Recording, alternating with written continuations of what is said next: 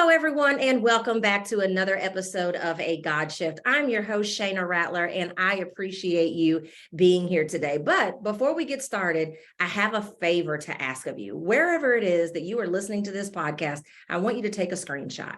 And with that screenshot, I want you to post it on your social media, tag us here at A God Shift, and then I just want to hear your biggest aha moment or your biggest takeaway from this episode. I ask you to do this because my mission behind everything that I do is that people recognize that whatever it is that they're going through, that there's hope on the other side of that situation. And the more times these episodes are shared, the more we can increase the chances that that is actually going to happen. So I am excited to introduce my guest today. We've been chatting a little bit in the green room, if you will. So I'm going to read her bio. I was reading it before I went to bed last night, and I was like, this sounds like a girl after my own heart. So I'm excited to have her on the podcast. So here we go. My guest today is the embodiment of resilience, determination, and faith.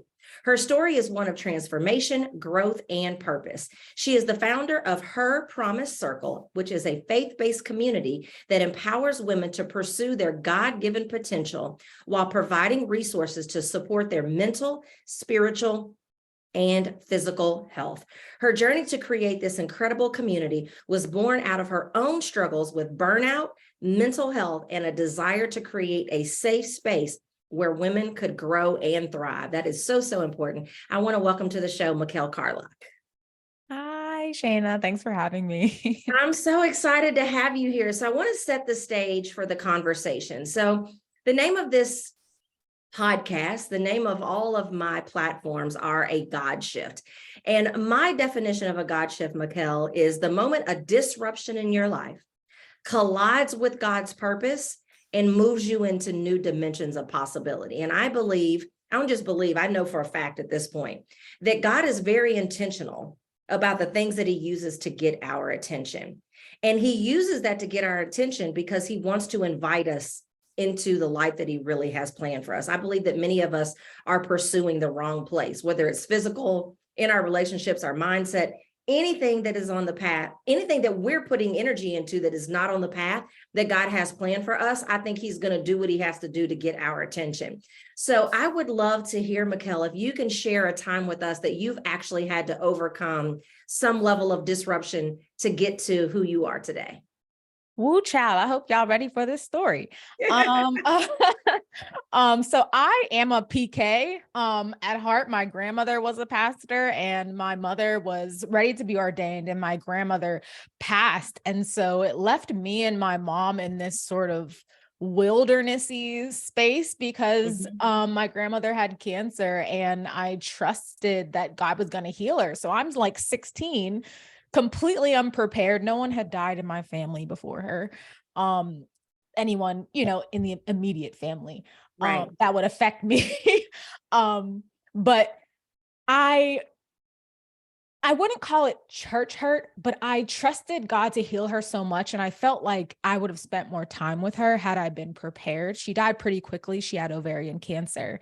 And when she went, I was like, I watched this woman wake up at 5 a.m., speak in tongues, worship, like she's praying over people. She's feeding the hungry, and I was like, you know what?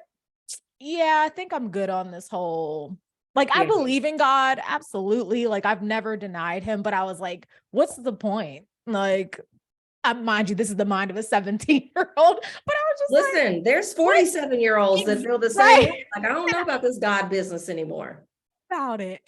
Like just really me and God's relationship divide started there. So over time, I was looking for a savior in all the wrong places. I still needed one, but I didn't trust that God could give that to me, give me the healing, the solace, the love that I was looking for. And so sort of my last straw relationship, that's what we're going to refer to it as. It was a really bad breakup. And it was about 2.5, almost 3 years ago now. And I remember being on my bathroom floor. Okay, girlies, I know I'm not the only one that's had like that moment. My bathroom floor, like in despair. I like to call it like my woman with the issue of blood moment. So like she was so like, I'm desperate Yeah. for your healing. And I feel like that's the moment I lived in right there. And from that moment on, I recommitted my life to him. I was like, you're it. Like, I know it's you, and I've been avoiding you for so long. You're it. And so from there, he led me down this path of like just pruning and talking and remember this story, remember that. I was sitting in adult Bible classes like as a child, so I remember all this stuff. And so from there, he was like, yes, you need community. And I'm like, you're right, but I don't have any. All my friends are like me. So like, what's Right. up? Right. And I from look to my there, left and I look to my right, and all I see is me. yeah, like I have needs. So like, what's up? Yeah. What do we do? Yeah. And it's like, how do I stay on this? I moved to Atlanta by myself. I don't have family here. So I'm like, how do I stay on this track pursuing you? And he showed me like, you need people around you. And so from there, birthed her promise circle, which was just supposed to be a Bible study. I'm like, maybe I'll just start a little Bible study, invite like a couple girls that I met on this Christian app where, you have the Christian dating apps. They also have Christian friend apps, found that. And I found a couple girls, that were here. And then I had some friends that were interested, and we all just like had Bible study every couple. Wow. Yeah. And over time, they were like, I was like, okay, I need study guides because I'm completely type A. I don't just half do anything. For sure. So I had study guides so we can all stay on track, guys. Like, and eventually I'm like, I need a place to put all this. And so I put it on my website that I had at the time. I was a model at the time and acting. And so I put it on that website, and then I was like, well, this doesn't really belong here. So then I made a separate website and called it Her Promise Circle. And I remember one day no one came. And like, there was a couple times no one came. And he was like, don't cancel anymore. I need you to just like record it. And I was like, Because you had a bigger purpose for it than what you saw. Because you saw it as, I'm air quoting for those of you who are not watching the video, just a Bible study. And he knew that he had such a bigger purpose for it that he was like, no, I don't care if anybody's here, record it. I had no idea. Yeah. Because I was like, no, that's just me. You think it's just you for a long time. And then I'm like, okay, all right. Okay. So I started recording it, started putting it up.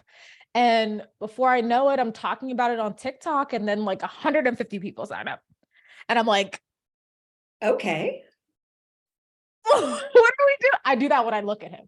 What are we doing here? What are we doing? And so from there, it was just, I had so many downloads that I needed a team. So I now have a team. I have a board of directors, if you will, that do each department, because then it turned into wellness. Because I'm a respiratory therapist. I work in critical care. So I went back and got my master's certification in health and wellness coaching. So we offer all that. Now we have Bible study, because I believe that wellness for women is not just like mental and physical, like gym, but it's also emotional and spiritual health, which we tend to neglect, especially if you grew up in a church and now you don't want to go anymore. And it encompasses all the healths so that you can be a fully healed woman. What I love about what you're saying is that we have a tendency to live such siloed lives. And I heard you talk about it in two different aspects.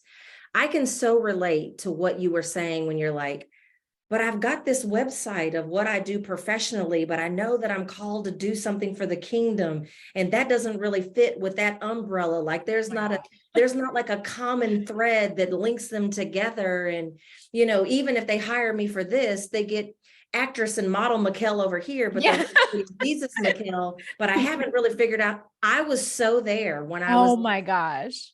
When you hired Marketplace Shayna, you got Jesus Shayna, because everywhere you go, there you are. Right. Never really discovered until 2018 a way to really not live this siloed life. And for those of you that are listening, this even applies to if you're just in a job. And I don't mean just to diminish it, but if you're not working for yourself, trying to figure out this branding thing, even when you're at work, we can live such siloed lives where we feel like, they hired me to do customer service, but how do I incorporate my faith into that without being offensive and super visible and all the things?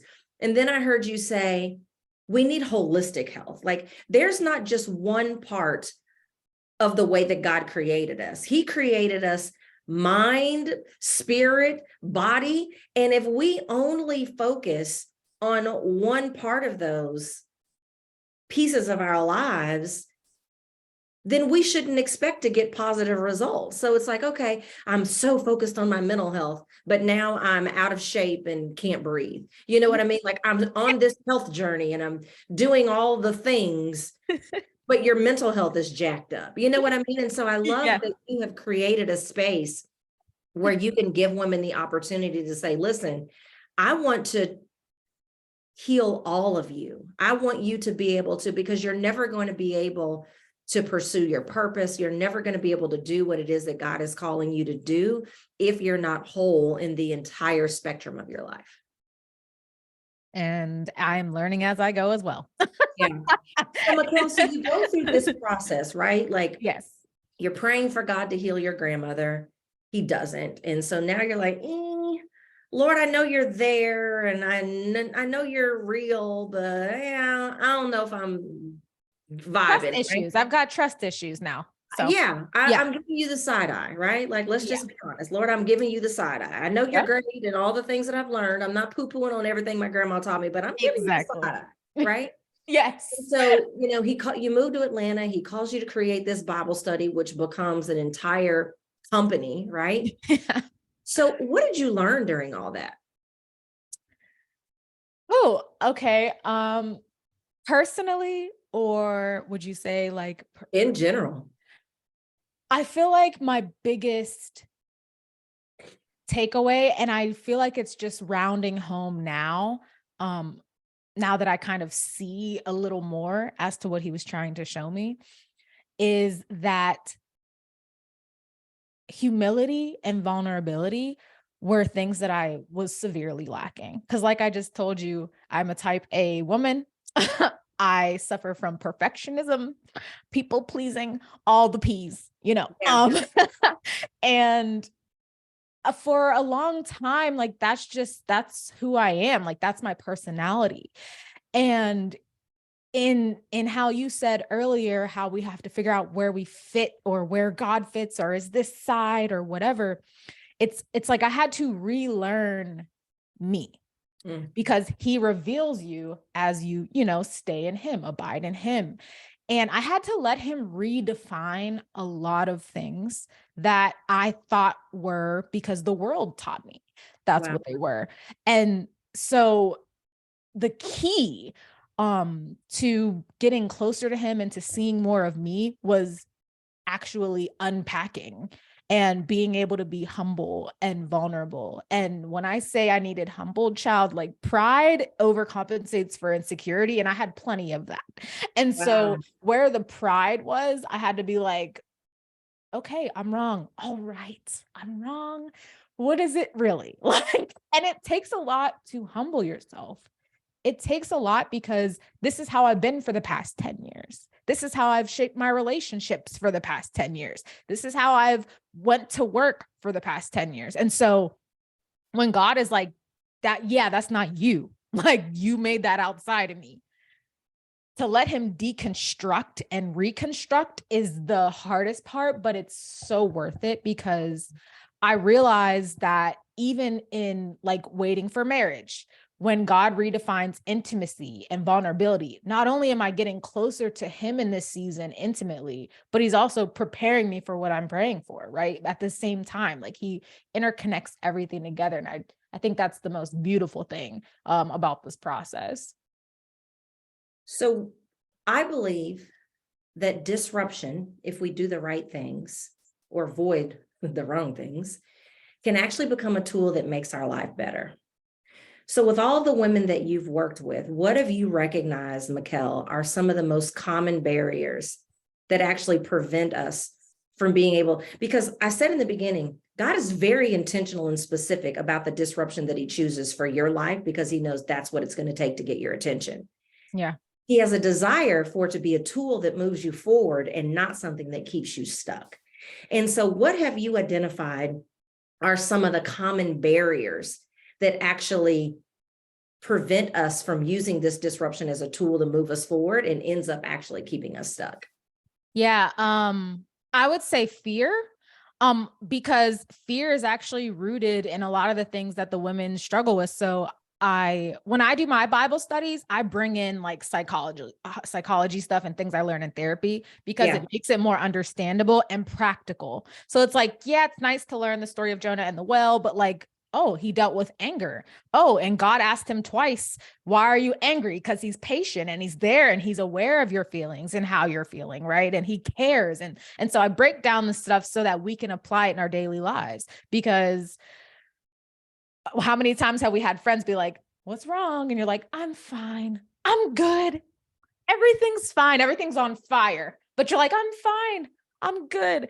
And so fear of looking weak as women is something we all suffer from. Fear of vulnerability in general. Like I had them all read Brene Brown's Power of Vulnerability because it like literally helped me so much. And I'm going to read it again. I need to. But fear of vulnerability, fear of appearing a certain way in front of other people, even if that's really who you are.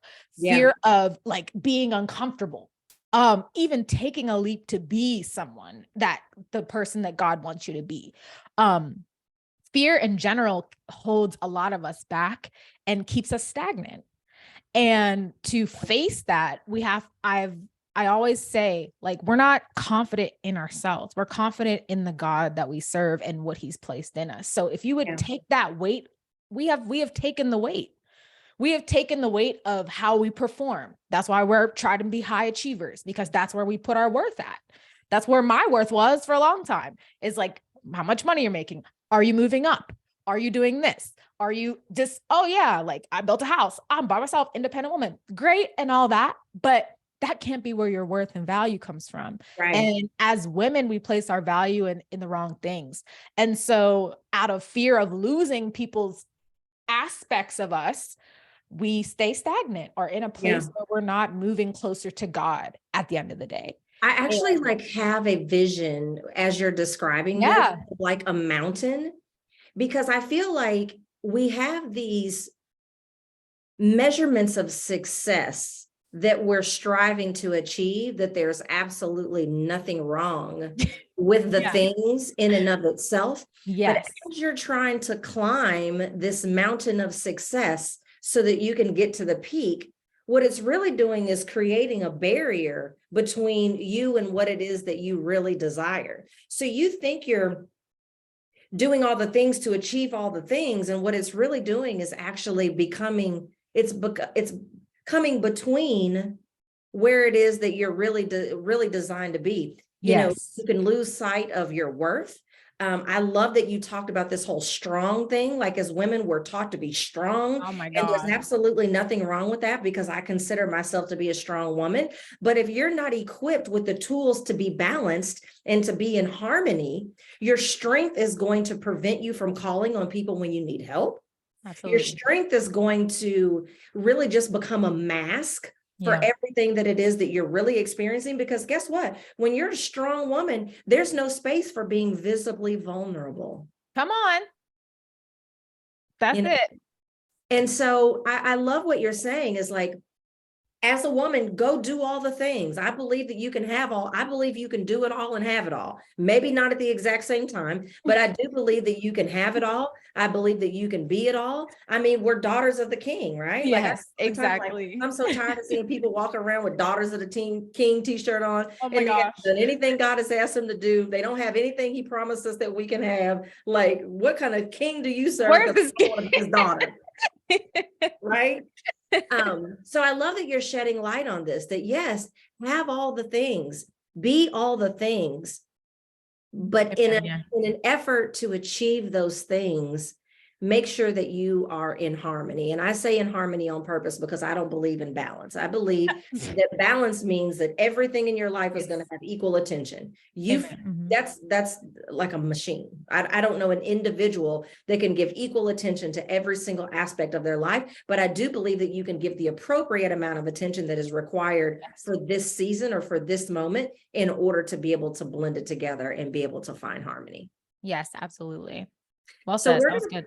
Yeah, we're going to pause and take a quick break. And when we come back, Michal, we're going to give some advice as to how people can begin to put all these things together in their life, because they might be thinking, this sounds great, but how in the heck do I do that? We'll be right back.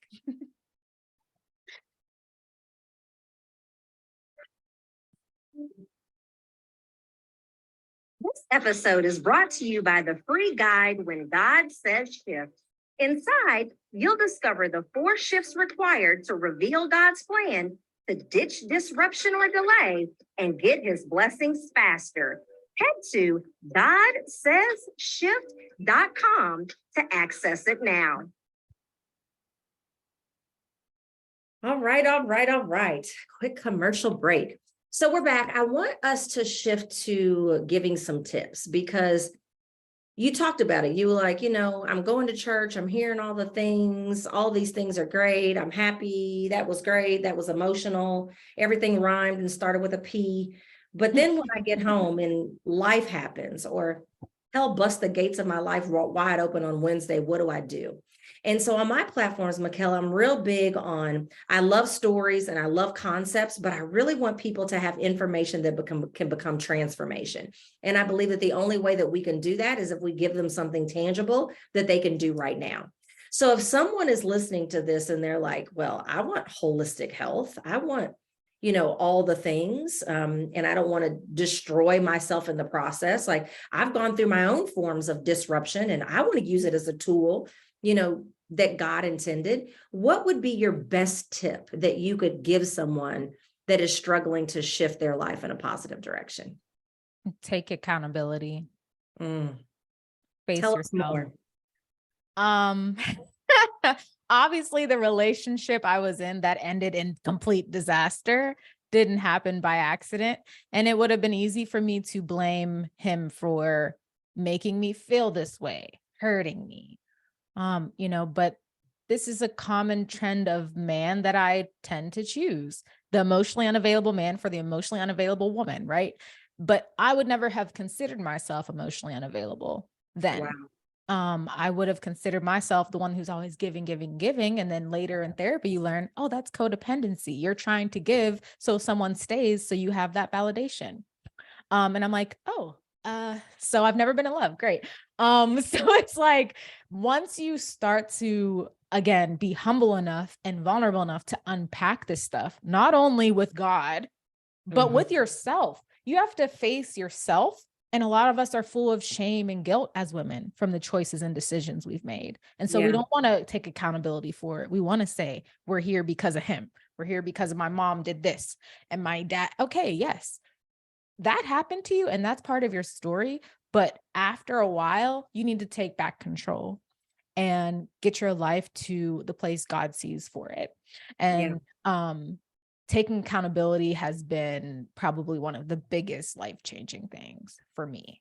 Yeah, because if not, it's so easy to blame everybody else. So easy. It's what everybody else did wrong. And that's why my life is the way that it is. My mom was no good. My dad was no good.